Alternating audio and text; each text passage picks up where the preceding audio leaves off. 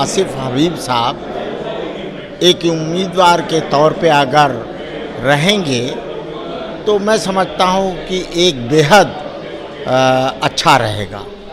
ऐसी फैमिली में इनकी परवरिश हुई है कि कौमी जज्बा इनको पैदाइशी तौर पर मिला है।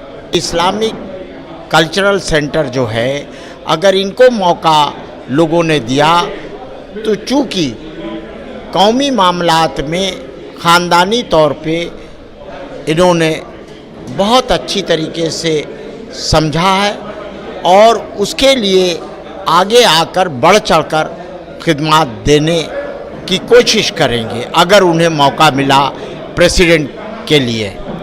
इंडियन इस्लामिक कल्चरल सेंटर का चुनाव होना है। अध्यक्ष पद के कई उम्मीदवार हैं। साथ बातचीत करने के लिए मौजूद हैं एसजी हसनैन सर, जो सुप्रीम कोर्ट के सीनियर एडवोकेट हैं। हम इनसे जानने की कोशिश करेंगे कि आखिर ये किसको बतौर अध्यक्ष देख रहे हैं इंडियन इस्लामिक कल्चर सेंटर का। सर, चुनाव बेहद नज़दीक है, मीटिंग का दौर भी चल रहा है, कई सारे लोग हैं उम्मीदवार जो अध्यक्ष पद का चुनाव लड़ रहे हैं। आप किसको सबसे बेहतर देख रहे हैं? देखिए, मेरे हिसाब से इस वक्त कहते आसिफ हबीब साहब एक उम्मीदवार के तौर पे अगर रहेंगे तो मैं समझता हूँ कि एक बेहद अच्छा रहेगा, क्योंकि आसिफ हबीब को मैं बचपने से जानता हूँ और बड़ी मेहनत से अपने फील्ड में बहुत मेहनत करके आज इस मुकाम पर पहुँचे हैं। और यही नहीं, ये इनका ताल्लुक़ इलाहाबाद से है। इनके वालिद मरहूम हबीब अहमद एमएलए जो कई बार एमएलए थे, मुस्लिम मजलिस के सदर थे और कौम और मिल्लत के लिए हमेशा आगे आकर बढ़ चढ़कर इनके वालिद मरहूम ने हिस्सा लिया। और साथ साथ चूँकि ऐसी फैमिली में इनकी परवरिश हुई है कि कौमी जज्बा इनको पैदाइशी तौर पर मिला है।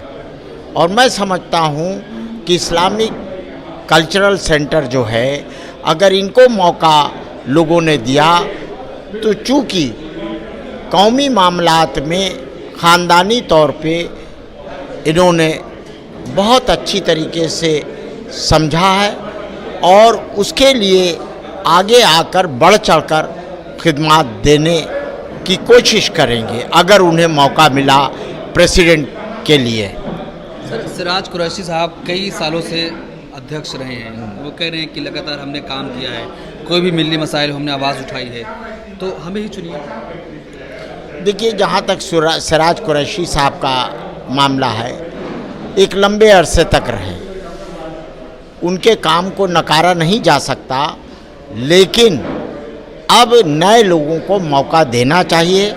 आसिफ हबीब साहब एक कम उम्र के भी हैं और सोच उनकी बहुत अच्छी है, जैसा कि मैं जानता हूँ, और उनसे गुफ्तगू भी मेरी होती है बराबर, और लोगों की बहुत मदद करते हैं इज्तिमाई तौर पर, इनफरादी तौर पर, चैरिटेबल पर्पस से भी बहुत से ऐसे काम करते हैं।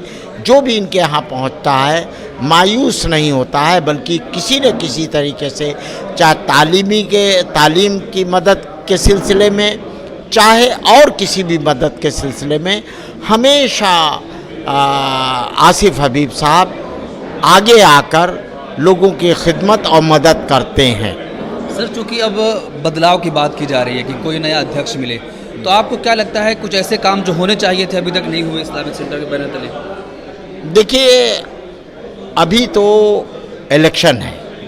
इलेक्शन के बाद अगर आसिफ हबीब साहब को मौका मिलेगा तो चूँकि हर तरीके से मजबूत है और इनकी तालीम अलीगढ़ से है और माशी हालात भी अच्छे हैं, तो इन सब चीज़ को देखते हुए अगर इनको मौका मिलेगा, एक पढ़े लिखे नौजवान हर तरीके से मजबूत, तो यकीनन इनकी सोच कल्चरल सेंटर में बहुत से नए काम करने के लिए हमेशा आगे आएंगे, बढ़ चढ़ कर हिस्सा लेंगे।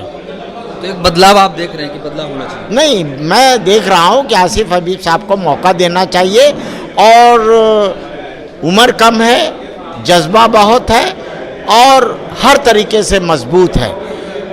इसलिए और सियासी तौर पे भी सियासी फैमिली से ताल्लुक़ है।